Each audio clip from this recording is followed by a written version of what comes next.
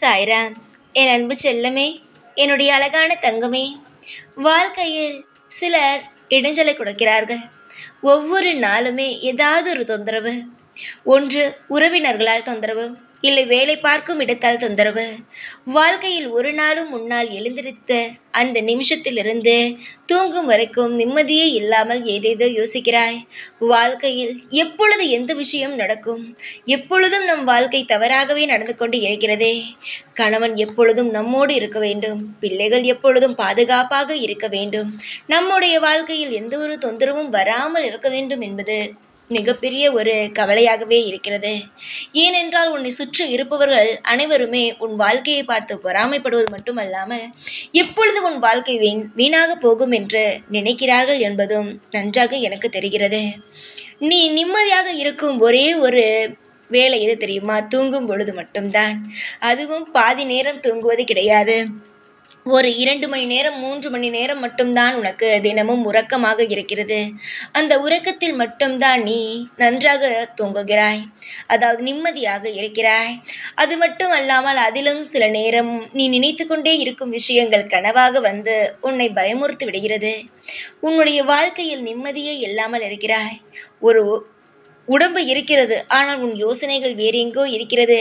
அது மட்டும் அல்லாமல் வெளியில் சிரித்து கொண்டு உள்ளுக்குள் மிக மிக ரண வேதனையில் இருக்கிறாய்.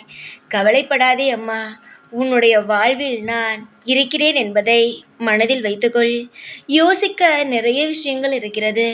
ஆனால் உன் வாழ்க்கையில் நடக்கும் விஷயத்தை பற்றி யோசித்து யோசித்து உன்னுடைய எண்ணம் முழுவதும் பயமாக மாறிவிட்டது. ஒரு பெண் எப்பொழுதும் உனக்கு துன்பத்தை கொடுத்து கொண்டு இருக்கிறாள். அதுவும் உன்னுடைய கணவனின் ரூபம் வந்து உனக்கு வழியில் வந்து தொந்தரவு கொடுத்து கொண்டே இருக்கிறாள். எப்பொழுது அந்த பெண்ணால் பிரச்சனை வருமோ என்று பயந்து கொண்டேதான் இருக்கிறாள். பயப்படவே வேண்டாம். உன்னுடைய துணைக்கும் சரி உனக்கும் சரி எந்த ஒரு கசப்பான விஷயமும் எந்த ஒரு கவலை நிறைந்த விஷயமும் எப்பொழுதும் நடக்காத. எப்பொழுதும் ஒற்றுமையோடு தான் இருப்பீர்கள். சில சண்டைகள் வருவதினால் அது நிரந்தரமான சண்டையாக ஆகிவிடுமோ என்று நினைக்காதே. நிச்சயமாக அதெல்லாம் தற்காலிகம்தான். வாழ்வில் நிம்மதி உனக்கு கட்டாயமாக கிடைக்கும். எல்லா நிலையிலும் உன்னுடைய வாழ்க்கையை நான் தூக்கி நிறுத்துவேன்.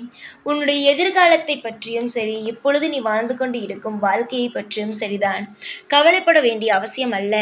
இந்த நபரால் தொந்தரவு வந்து விடுமோ, அந்த பெண்ணால் நம்முடைய வாழ்க்கை தொந்தரவாகி விடுமோ என்று நினைக்கிறாய்.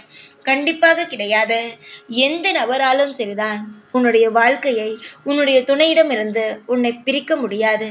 ஆனால் ஒரே ஒரு விஷயம்தான், உன்னுடைய துணையை பற்றி மற்றவர்கள் சொன்னாலும் உன்னை பற்றி உன்னுடைய துணையிடம் சொன்னாலும் ஒருத்தவர் கொடுத்தவர் நம்பவே வேண்டாம்.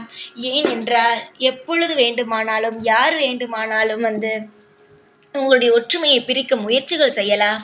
ஆனால் அதிலிருந்தெல்லாம் நீங்கள் மீண்டு வர வேண்டும் என்றால் எதுவாக இருந்தாலும் உங்கள் கண்ணால் பார்த்ததை மட்டுமே நம்புங்கள். யாரோ ஒரு நபர் உன்னுடைய குடும்பத்தில் இருக்கும் ஒரு நபரை பற்றி தப்பாக சொன்னால் அதை நம்ப வேண்டாம். அதை ஒரு விஷயமாக மனதில் எடுத்துக்கொண்டு உங்களுக்கு ஏதாவது அது போல தப்பான விஷயங்கள் உங்களுக்கு கண்ணுக்கு படுகிறதா என்பதை மட்டும் பாருங்கள். தவிர எடுத்த உடனேயே அந்த நபரிடம் போய் கேட்பது, சண்டை போடுவது எல்லாம் வேண்டாம். உன்னுடைய வாழ்க்கையானது மிக மிக ஒரு கவசத்தில் இருக்கிறது. நடுவில் நீ இருக்கிறாய், ஆனால் உன்னை சுற்றி ஒரு வேலி போல நான் இருக்கிறேன். நான் மட்டுமல்ல, நீ வணங்கும் ஒவ்வொரு தெய்வங்களும் இருந்து உனக்கு அனைத்து விஷயங்களையும் செய்து கொடுத்து கொண்டு இருக்கிறோம். நிறைய துரோகங்கள், நிறைய விஷயங்கள் எல்லாம் நடக்கிறது என்றால் நீ உன்னுடைய வாழ்க்கையை நினைத்து பயப்படுகிறாய். உன்னுடைய சிறு வயதிலிருந்து படிக்கும் பொழுது அந்த தேர்வுக்கான பயம், அதற்கு பிறகு உன்னுடைய வாழ்க்கையில் இப்பொழுது இருக்கும் இந்த வாழ்க்கையில் நம்முடைய துணை நம்மிடம்தான் இருக்க வேண்டும், எப்பொழுது இந்த பெண் வந்து பிரச்சனை செய்வாளோ என்று ஏதேதோ உன்னுடைய மனதில் குழப்பங்கள் எல்லாம் உன் மனதில் இருக்கும். குழப்பங்களும் நான் தவறு என்றும் சொல்லவில்லை, இல்லை என்றும் சொல்லவில்லை. நீ நினைப்பது அனைத்தும் உண்மைதான். ஆனால் உன்னுடைய கையை மீறி உன்னுடைய வாழ்க்கை எப்பொழுதும் வேறொரு நபருக்கு போகாது. நிச்சயமாக உன்னுடைய வாழ்க்கையானது உனக்குத்தான் இருக்கும். இப்பொழுது நடந்து கொண்டு இருக்கும் பிரச்சனை ஏதோ சில கசப்பான விஷயத்தினால் மட்டும்தானே தவிர வாழ்க்கையே போய்விடுமோ என்று நீ நினைக்க வேண்டாம். நீ நினைக்கிறாய் சில இடத்தில் சிறிய பிரச்சனை என்று தான் சொல்கிறார்கள். ஆனால் அதுவே பெரிய பிரச்சனையாக மாறி பிரிவு வந்து விடுகிறதே, அதுபோல ஆகிவிடுமோ என்று நினைக்கிறாய். கட்டாயமாக இல்லை தங்கமே, கட்டாயமாக இல்லை. இப்பொழுது உன்னுடைய வாழ்க்கையில் வந்திருக்கும் இந்த பிரச்சனை சிறிய பிரச்சனை, அது தற்காலிகமான பிரச்சனை தான். கூடிய சீக்கிரமாக உன்னுடைய வாழ்க்கையில் இந்த பிரச்சனைகள் எல்லாம் முடிந்து இன்பங்கள் ஆனது துவங்க ஆரம்பித்துவிடும். கோடான கோடி நன்றிகளை சொல்லிக்கொண்டே என்னுடைய கோவிலுக்கு நீ ஓடி வருவாய் உன்னுடைய குடும்பத்தோடு. இப்பொழுது ஒற்றுமையே இல்லாமல் நீ ஒரு பக்கம், உன்னுடைய துணை ஒரு பக்கம், அது மட்டுமல்லாமல் உங்களுடைய குழந்தைகளையோ உங்களுடைய பிரச்சனையானது வாட்டி வதைக்கிறது. சீக்கிரத்தில் அது அனைத்தையுமே முடித்து வைத்து ஒரு குடும்பம் என்றால் எந்த அளவுக்கு ஒற்றுமையாக இருக்க வேண்டுமோ அந்த அளவுக்கு உங்களுடைய வாழ்க்கையில் மிகப்பெரிய ஒரு ஒற்றுமையை கொடுப்பேன். யார் உன்னுடைய வாழ்க்கைக்குள் புகுந்து உன்னுடைய வாழ்க்கையை கஷ்டப்படுத்தலாம், உன்னை பிரிக்கலாம் என்று நினைத்தார்களோ அவர்களுக்கு மத்தியிலேயே உன்னுடைய வாழ்க்கையை யாராலும் அசைக்க முடியாது என்ற ஒரு திருப்தியை உனக்கு நான் தருவேன். உன்னுடைய இந்த பிரிவு எப்பொழுதுமே நிலையானது கிடையாது. இப்பொழுது தற்காலிகமாக பிரிந்திருக்கிறீர்களே தவிர ஒரு வீட்டுக்குள்ளேயே பிரிந்திருக்கிறீர்கள். சில சமயம் உங்களுடைய வாழ்க்கையில் என்ன நடக்கிறது என்பதே தெரியாமல் ஒவ்வொரு இடத்தில் பிறந்து இருப்பதினால் சீக்கிரமாக சேர்வீர்கள்.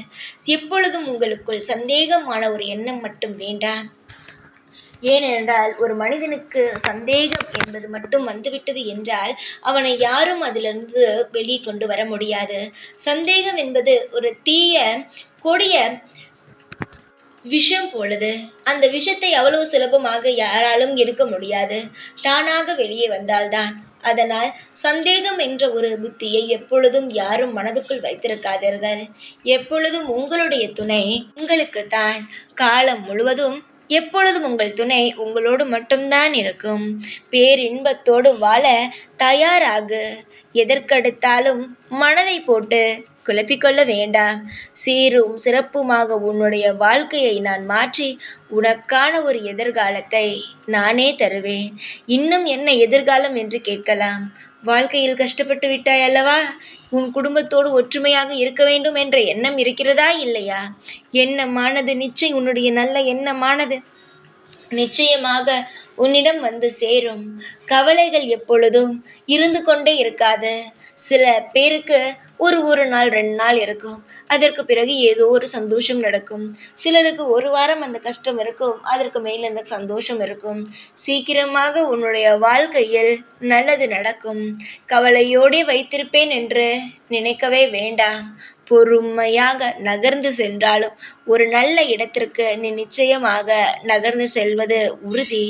பேரின்பத்தை காத்து கொண்டு இருக்கும் உனக்கு இனிமேல் என்ன கலக்கம்? கலங்கவே வேண்டாம். யோசிக்காதே. எந்த ஒரு தவறான விஷயத்தையும் பற்றி சிந்திக்க வேண்டாம். அமோகமான எதிர்காலம் உனக்காக காத்திருக்கிறது. அதனால் எப்பொழுதும் நிம்மதி கிடைக்கும், ஐஸ்வர்யங்கள் கிடைக்கும் என்று நம்பி என்னிடம் ஓடி வா. காலம் முழுவதும் உனக்கு நல்லதொரு அப்பாவாக இருந்து உனக்கு எல்லா விதமான ஐஸ்வர்யங்களையும் நானே தருகிறேன்.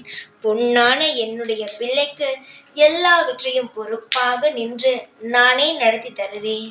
உனக்கு வேறு ஏதாவது சந்தேகம் இருந்தால் நீ நிச்சயமாக என்னிடம் நேரடியாக வந்து எனக்கு இதை செய்து தருகிறேன் என்றீர்கள், ஏன் செய்யவே இல்லை என்று நீ என்னிடம் தாராளமாக கேட்கலாம். அந்த அளவுக்கு உரிமை இருக்கிறது. கண்ணீரை துடைத்துக்கொள். எப்பொழுதும் உன் குடும்பத்தோடு நீ சந்தோஷமாக இருப்பாய். எப்பொழுதும் உன் கூடவே தான் இருப்பேன். இந்த சாய்நாத். ஓம் சாய்ராம்.